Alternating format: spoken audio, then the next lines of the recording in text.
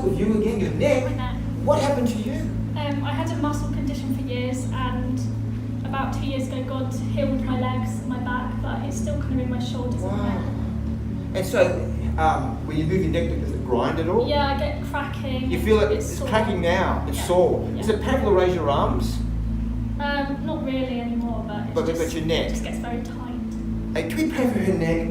Jeez, we just said, what I do, the Bible says believers can lay hands on the sick. God, no more cracking, crunching, now physical.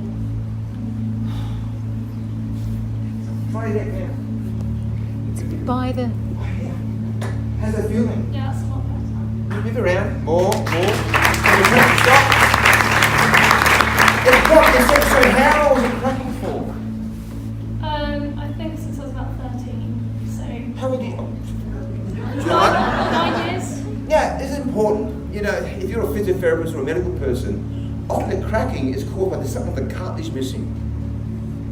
And so when God creates cartilage or heals it, the cracking goes because the problem's fixed. Yeah. Move around again. No pain. It's smooth. God, give the Lord a hand. Let God bless you.